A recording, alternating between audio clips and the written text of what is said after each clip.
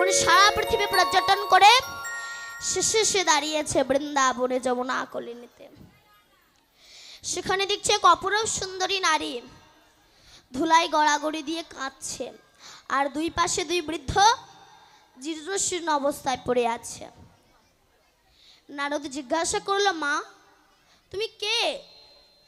তখন সে অপরূপ সুন্দরী নারী বলছে, আপনি আমাকে চিনতে পারছেন না? আপনি তো ত্রিকাল যোগী। কৃষ্ণ চলে যাওয়ার পরে কলিযুগের যে কি অবস্থা হয়েছে, কলি কিভাবে প্রবেশ করেছে, আপনি তো ত্রিকাল যোগী, আপনি আমাকে চিনতে পারছেন না? বলে, না তো। বলে, আমি হলাম ভক্তি মহারানী। পৃথিবীতে ভক্তির কোনো মূল্য নাই। আজকাল রাস্তায় যেতে যেতে কোনো মন্দির দেখলে সিগারেট খেতে খেতে নামো, একে ভক্তি বলে?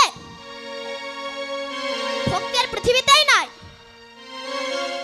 আর দুই পাশে যে দুটো বৃদ্ধ জীর্ণশীর্ণ অবস্থায় পড়ে আছে, ভক্তি মহারানী বলল, ও দুটো আমারই ছেলে, জ্ঞান আর বৈরাগ্য। কোন ইয়ং ছেলেকে আপনি জ্ঞান দিতে যাবেন? ও বলবে, আপনার জ্ঞানের দরকার নেই, আমার যথেষ্ট জ্ঞান আছে, আমি পড়াশোনা জানি। তুমি পড়াশোনা জানো বটে বাবা, কিন্তু জ্ঞানের বড় অভাব। কেন? এখন বাবার কাছে টাকা পাই, বাবা ছেলে বসে আছে, এখন টাকার মালিক তাগাদা করতে আসছে। বাবা খোকাকে বলছে, আই খোকা শোন, ওই ভদ্রলোক আমার কাছে 10,000 টাকা পায়, এসে যদি বলে বাবা কোথায়, তুই বলবি বাবা বাড়িতে না, ঠিক আছে? ও বলে, তুমি তো জ্যান্ত বাবা, সব বলছি তো বলবি। এখন চিটিংবাজ মতো বাবা ছিল তো, টাকা দেবে না বলে ঘরে সে শুয়ে পড়েছে কম্বল মুড়ি দিয়ে। এইবার যখন মাথা ঢাকতে গিয়েছে, পা বেরিয়ে গেছে। টাকার মালিক এসে বলছে, হ্যাঁ রে খোকা, আয় খোকা, তোর বাবা কই? বাবা বাড়িতে নেই। বাবা বলে, বাবা বাড়িতে নেই। বলে, একটু আগে ছিল, বলে চলে গেছে। বলে, এই ওই যে ঠ্যাং দেখা যাচ্ছে, ঠ্যাং কার রে? বলে, তো শুধু শুধু ঠ্যাং, বাবা বাড়িতে ঠ্যাং রেখে চলে গেছে। যেমন শুধু ঠ্যাং বাবা নাই, জগতে কিছু কিছু মানুষ আছে শুধু মানুষ, অসভ্যদের কাণ্ড জ্ঞান নয়। জ্ঞানের কোনো সম্মান নেই। কেন? আপনি বৈষ্ণব হয়ে ললাটে তিলক করে, গলায় ত্রিকণ্ঠী মালা পরে, হাতে জপের মালা নিয়ে, মুখে নাম নিয়ে রাস্তা দিয়ে যান, আপনার কোনো সম্মান নেই। কিন্তু একটা সুরাপান ব্যক্তি, চুল্লুখর, যদি হাতে একটা পিস্তল নিয়ে ঘুরে বেড়ায়, তার সম্মান বেশি। জগতে যারা মঙ্গল করে এদের কোনো সম্মান নেই, যারা অমঙ্গল করে তাদের সম্মান বেশি। না, যেমন ডুমুর, ডুমুর চেনেন মা? ডুমুর ডুমুর ডুমুর চেনেন? আই ডুমুর চেনো? ডুমুর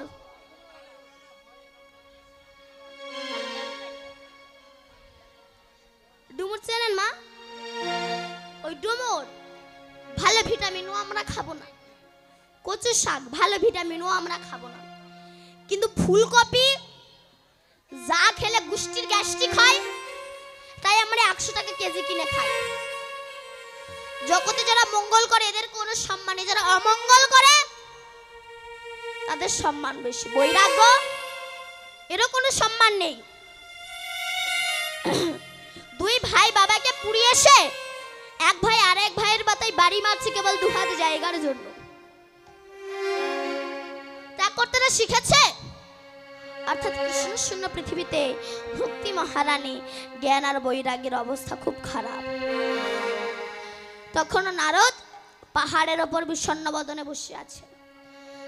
কলির মানুষকে আমি উদ্ধার করবো কি করে? এমন সময় ব্রহ্মার প্রথম পুত্র চতুষ্পদ সনক সনাতন আদি এসেছে। নারদ, তোমার কি হয়েছে? বিষণ্ণ বদনে বসে আছো কেন? নারদ বলছে, হে জ্যেষ্ঠ ভ্রাতা, আমি সারা কৃষ্ণ শূন্য পৃথিবী পর্যটন করলাম। প্রথম গেলাম আমি বৈষ্ণবের বাড়িতে। আজকাল বৈষ্ণবেরা অহংকারী হয়ে গেছে, আমি বৈষ্ণব। মালা জপ করতে করতে অপরের সমালোচনা করা, ওই ছেলেটা না ভালো না, ওই মেয়েটা না ভালো না, ওরা যে ভালো না, ওদেরকে ভালো করাটাই তো তোমার কর্তব্য। ঝুঁজ ব্যক্তি যদি বাড়িতে আসে, এত উঁচু থেকে তরকারটা দেয়, সে তরকারটা তার গায়ে পড়ে তার জামা কাপড়টাই নষ্ট হয়ে যায়। ওসব ভণ্ডামির দরকার কি আছে? ওসব ভণ্ডামির কোনো দরকার পড়ে না। তারপরে আমি ব্রাহ্মণদের বাড়ি গেলাম, আমি প্রত্যেক গৃহস্থের বাড়ি গেলাম।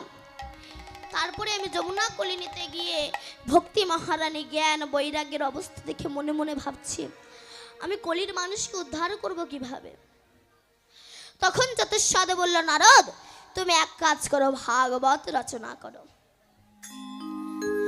তখন তো ভাগবত সৃষ্টি হয়নি। মহিষী পরাশুরের পুত্র কৃষ্ণ দ্বৈপায়নে বেদব্যাস নামটা হলো কেন? কৃষ্ণের মতো অঙ্গকান্তি ছিল বলে নাম হয়েছে কৃষ্ণ। দ্বীপে জন্মগ্রহণ করেছে বলে নাম হয়েছে দ্বৈপায়ন। আর বেদকে চারখানা ভাগে বিভক্ত করেছিল বলে নাম হয়েছে কৃষ্ণ দ্বৈপায়ন বেদব্যাস।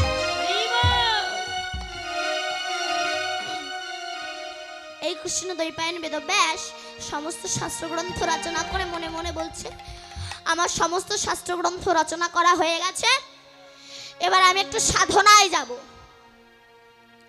নারদ মনে মনে ভাবল, বেদব্যাস যদি চলে যায় ভাগবত রচনা করবে কে? তাই বেদব্যাস যে নদীতে স্নান করছিল সেই নদীতে নারদ ঋষি একটা ছোট্ট চড়ুই পাখির রূপ ধারণ করে একবার করে ডুব দেয়, ডাঙে এসে জলটাকে ঝেড়ে দেয়। বেদব্যাস স্নান করতে করতে বলছে, আচ্ছা পাখি বলতো, তুই বারবার এমন করছিস কেন? একবার ডুব দিচ্ছিস, ডাঙে এসে জলটা ফেলে দিচ্ছিস কেন? তখন সেই পাখিরা বলছে, শোনো বেদব্যাস, আমি প্রতিজ্ঞা করেছি আমার এই গায়ে যতটুকু জল ওঠে এই জল নিয়ে আমি পুরো এই নদীটাকে ছেঁচে ফেলবো। বেদব্যাস হাসছে, শুধু এক জন্মে কেন, যদি কোটি কোটি জন্ম মনুষ্য কুলে জন্মগ্রহণ করে এমন করতে থাকিস কোনোদিনও পারবি না। পাখিটা ছোট্ট হলে কি হবে, রাগ হয়েছে, বলে বেদব্যাস ঠিক আছে আমি নাই মানলাম, আমি পারবো না, আমি পারবো না নদীটাকে ছেঁচতে। কিন্তু বেদব্যাস তুমি কি করে ভাবলে অনন্ত কৃষ্ণের নাম অনন্ত মহিমা, নারদাদি ব্যাস দেবে দিতে নারীর সীমা, তুমি কি করে ভাবলে সেই নাম তুমি শেষ করে ফেলেছ? বেদব্যাসের চৈতন্য হলো, ঘুরে ফিরে এসে বিষণ্ণ বদনে বসে আছে। এমন সময় নারদ এসেছে। জয় হোক, জয় হোক, বেদব্যাসের জয় হোক। কি বেদব্যাস তুমি বিষণ্ণ বদনে বসে আছো কেন? বেদব্যাস বলল, হে গুরুদেব, আমি সমস্ত শাস্ত্রগ্রন্থ রচনা করলাম, কিন্তু আমি তো মানুষের মনে শান্তি দিতে পারলাম না। তখন নারদ বলল, শোনো বেদব্যাস, তুমি ধর একটা খুব সুন্দর নৌকা তৈরি করেছো, নৌকাটা খুব সুন্দর করে সাজিয়েছো, সব কিছু করেছো, নৌকাটাতে একটা বস্তু দাওনি। কি দাওনি? হাল দাওনি। নৌকার অবস্থা কি হবে? নৌকা হয় একবার এদিকে যাবে একবার ওদিকে যাবে, তুমি ধরে রাখতে পারবে? তদ্রূপ বেদব্যাস তুমি ভাগবত রচনা করেছো বটে, তবে ভালোবাসার দ্বারা কোনো শাস্ত্রগ্রন্থ রচনা করোনি। তুমি এক কাজ করো, ভাগবত গ্রন্থ রচনা করো, বড় ভালোবাসার গ্রন্থ, এই গ্রন্থ তুমি রচনা করো। তখন বেদব্যাস বলে গিয়েছিল, আর গৌরীপুত্র গণেশ লিখে গিয়েছিল, আমার ভাগবতের সৃষ্টি হয়েছে। তোমরা গৌর ভজ, তোমরা গৌর ভজ, গৌর ভজ, গৌর গাও, নাম ভজ, নাম ভজ, নিত্যানন্দ গাও। গৌরী ভজ, গৌরী ভজ, গৌরী ভজ, গৌরী গুণগান, ভজ নামে ভজ তোমরা গৌরী ভজ, তোমরা গৌরী ভজ, গৌরী ভজ, গৌরী গুণধাম, নাম ভজ, নাম ভজ, নিত্যানন্দ নাম। গৌর ভজ, গৌর ভজ, গৌর ভজ, গৌরী গুণগান, নাম ভজ, নাম ভজ, নিত্যানন্দ গাও। গৌরী ভজ, গৌরী ভজ, গৌরী ভজ, গৌরী গুণগান, ভজ নামে ভজ তোমরা গৌরী ভজ, তোমরা গৌরী ভজ, গৌরী ভজ, গৌরী গুণধাম, নাম ভজ, নাম ভজ, নিত্যানন্দ নাম। নিত্যানন্দ, নিত্যানন্দ, সবার মন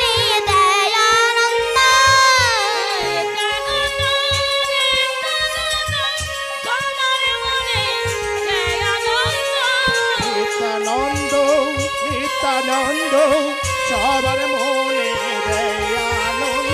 গৌর ভজ হরি বল। গৌর ভজ গৌর ভজ গৌর গুণ গা নাম ভজ নাম ভজ নিত্যানন্দ গাও। গৌরী ভজ গৌরী ভজ গৌরী গুণগান ভজ নামে ভজ নিত্যানন্দ গান। এই কলিযুগে এসেছিল নিমাইয়া নিতাই হরি নামে প্রেম বিলালো জগায়ার মাথায়। এই কলিযুগে এসেছিল নিমায়া নিতাই হরি নামে প্রেম বিলালো জগায়ার মালা।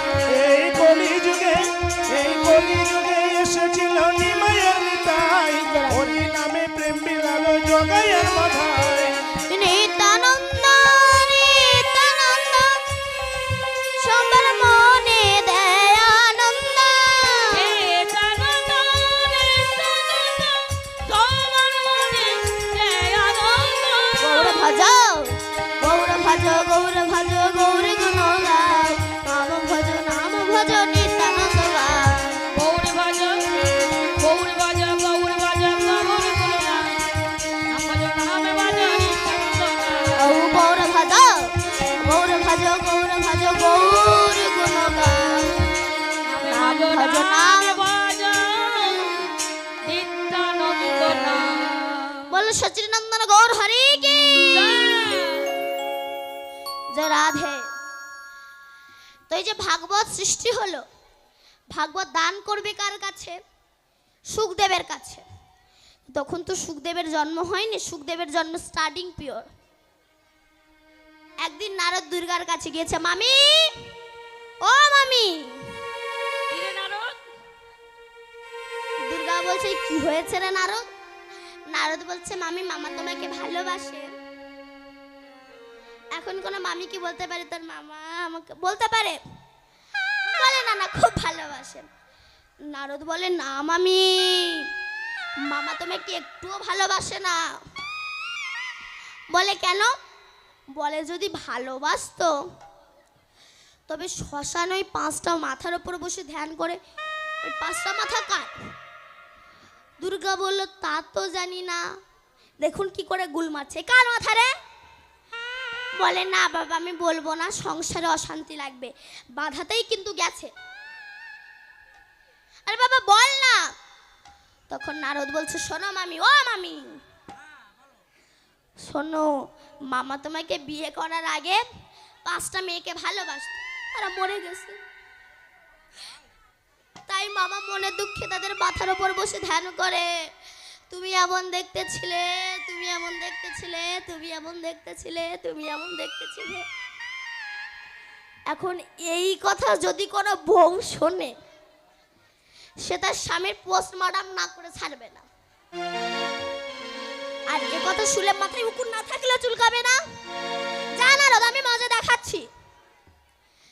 সেই সময় নারদ শ্মশানের ওপর দিয়ে যাচ্ছিল। শিবের সঙ্গে দেখা হচ্ছে, বলছে ও মামা মামা জানো মামি তোমাকে একটুও ভালোবাসে না। বলে কেন? বলে যদি ভালোবাসতো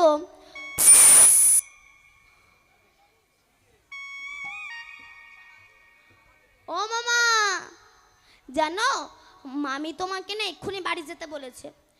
শিব বলে এখন তো বাড়ি যাওয়ার কথা না, তুই কি কোনো গুল মেরে এলি? বলে তা জানি না, তুমি যাও।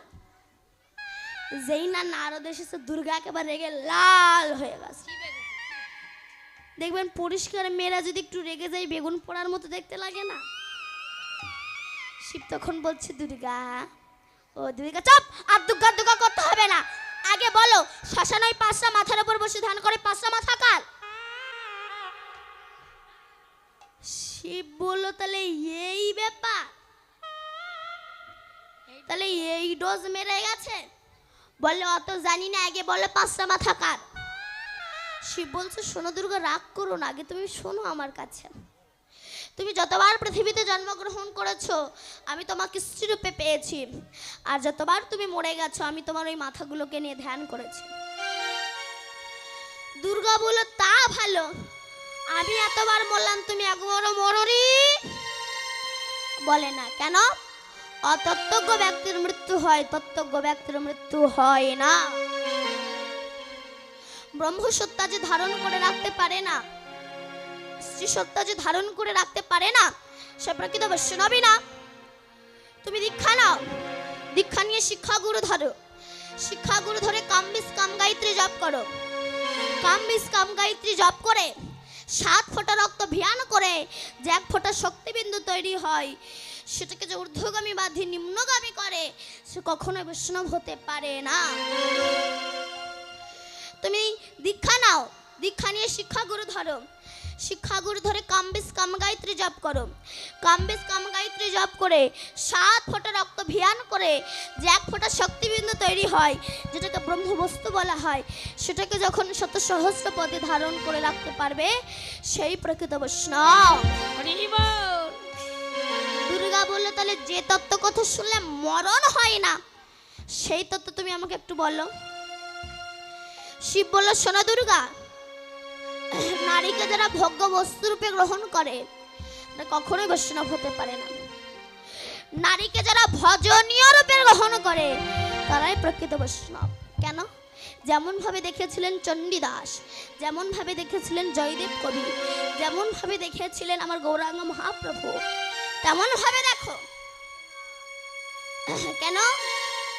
নারীর সৃজন অতিশয় কঠিনে কে বা বুঝিবে, তাই বুঝিতে অবধি নারী বিধি বিষামৃত একই ভাণ্ডে নয়। যেমন দীপিকা উজরে অধিকা ভিতরে অনল শিখা, পতঙ্গ দেখিয়া পড়ায়া ঘুরিয়া পুড়িয়া মরে পাখা। দেমতি ঘুরিয়া জগত পুরিয়া কাম অনলে পুরি মরে, কিন্তু রসঙ্গ যে জন সে করায় পান বিষ ছাড়ি অমৃতেরে। হংস চক্র বা কুদক মৃণলে দুগ্ধ সদা খাই, দেমতি নইলে কথা প্রমোদিলে দ্বিজ চণ্ডী দাস ইহা কয়। রাধে রাধে। কেন?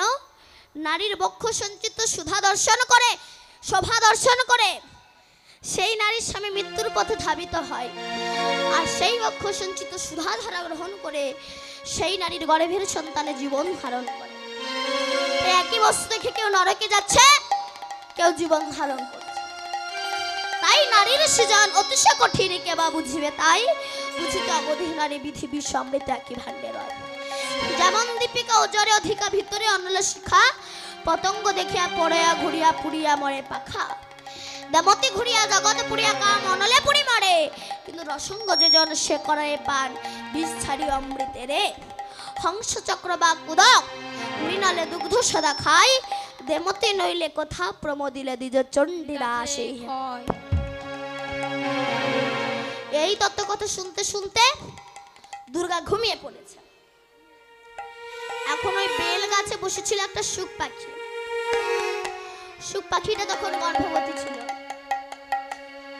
হঠাৎ ডিমটা প্রসব হয়ে একটা ছোট্ট শুক পাখি হয়ে শিবের মুখে সমস্ত তত্ত্ব কথা আস্বাদন করেছে। কারণ এদিক থেকে যখন দুর্গা ঘুমিয়ে পড়েছে, এখন মেয়েদের তো একটু ঘুমের ভাগ বেশি, কীর্তন শুনতে সে সামনে 1 হাত করে জায়গা রেখে দেয়। কেন বলুন তো? ঠ্যাঙের ভবিষ্যৎ, পা ছড়াবে তাই। কীর্তন শুনতে শুনতে বলুন বলুন খুব ভালো লাগছে শুনতে শুনতে, ও ঘুমিয়ে পড়ে। মানে মেয়েদের একটু ঘুমের ভাগ বেশি। তো যখন ওই শুক পাখি শিবের মুখে সমস্ত তত্ত্ব কথা আস্বাদন করেছে, শিব চোখ খুলে দেখলো শুক পাখি আমার মুখে সমস্ত তত্ত্ব কথা আস্বাদন করেছে। মনে মনে ভাবলো তাহলে এই তত্ত্ব যে প্রচার হয়ে যাবে, ত্রিশূল নিয়ে ছুটে গেলেন মারার জন্য। যেই না ছুটে গেলেন, পাখিটা উঠতে উঠতে ব্যাসের শ্রী বৃথিকা দেবী হাঁ করে চুলছেন। পাখিটা উঠতে উঠতে গিয়ে বৃথিকা দেবীর গাল থেকে গর্ভে প্রবেশ করেছে। শিব বসেছিল কত বছর? 16 বছর। ব্যাস বলল, শিব তুমি এখানে কেন? শিব বলল, আমার মুখে তত্ত্বকথা শ্রবণ করে একটা পাখি তোমার স্ত্রীর গর্ভে প্রবেশ করেছে। ও যখন বহির্প্রকাশ হবে ওকে হত্যা করব। ব্যাস বলল, শিবের মুখে যে তত্ত্বকথা শ্রবণ করে পৃথিবীর হেন কোনো শক্তি নেই যে তাকে মারবে, চলে যাও। শিব যখন চলে গিয়েছিল, 16 বছরের পূর্ণ যুবক আমার সুখদেবের জন্ম হয়েছে। সুখদেবের হাতে ব্যাসদেব ভাগবত তুলে দিয়ে বলেছিল, যাও কলির মানুষকে উদ্ধার করো। চলে যাও নৈমিষরণ্যে, সেখানে রাজা পরীক্ষিতের মৃত্যুর সময় শত সহস্র দিন শুধু হরিনাম করো। এই হরিনাম শ্রুতিধর হয়ে শ্রুতি মুনি জগতে প্রচার করবে। আর সেই হরিনামের ডালি স্বয়ং কৃষ্ণ আমার গৌর হয়ে তিনি মাথায় করে নিয়ে এসেছেন। নিতাই গৌর হরি